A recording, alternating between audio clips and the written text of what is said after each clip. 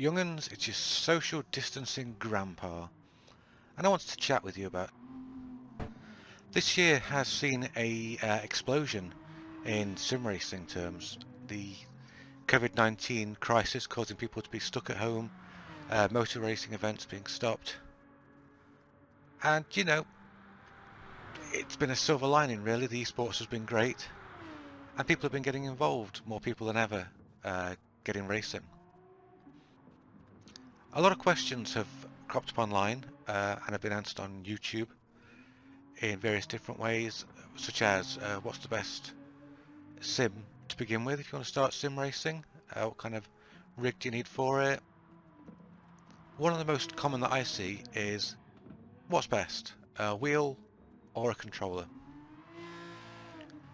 And this is usually answered quite simply with a hot lap off, basically. The controller goes first, puts in a bad lap, then the wheel is used, puts in a good lap, and it's kind of an obvious answer. But I think the question itself and the answer are both too binary, because everybody's different.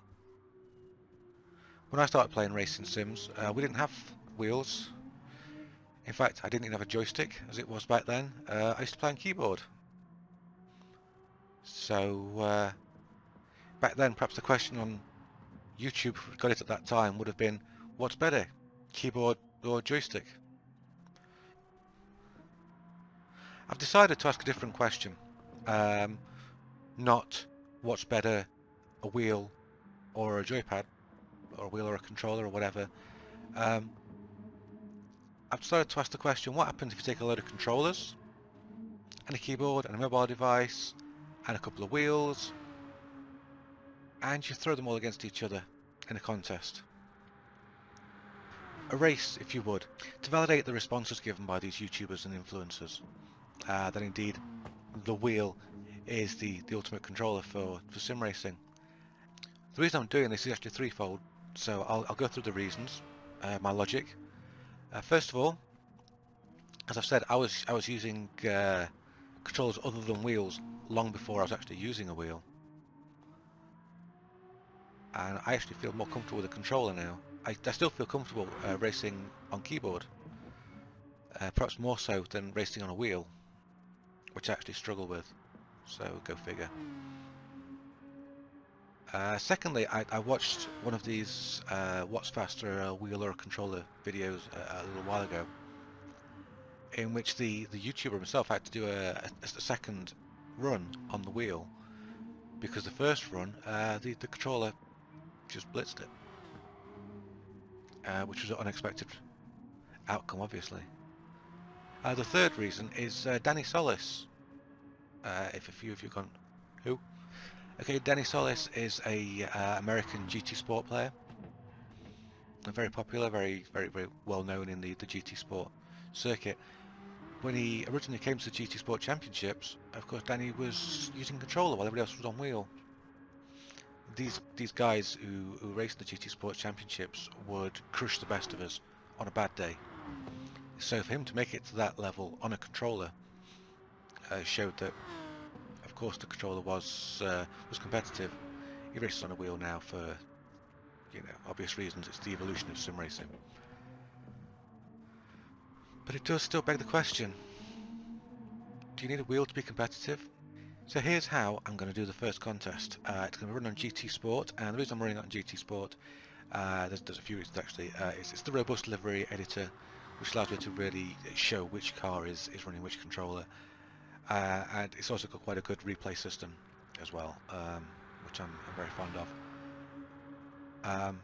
But also GT Sport really is, of all the racing games that I play, the easiest to handle. So when I'm chopping and changing different controllers, I'm not going to be suddenly struggling.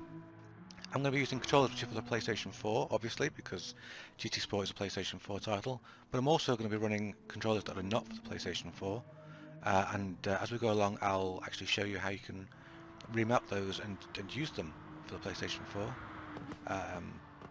And also I'll be using a keyboard for reference, which I'll be remapping as a controller, and I'll be using a mobile device, via PlayStation's own remote play. To give you some sort of a reference, are they competitive? Nobody seems to test them out, so we may as well. The competition will be structured over 5 races. The points will be on offer from first place to 10th place. I'm using 12 controllers in total, or 12 control schemes. So the last 2 places won't get any points. There will be points on offer for the overall finish.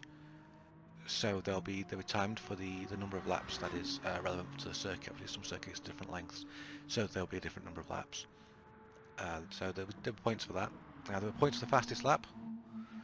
Again, first to 10th, the fastest hot lap will be graded, but also consistency as well.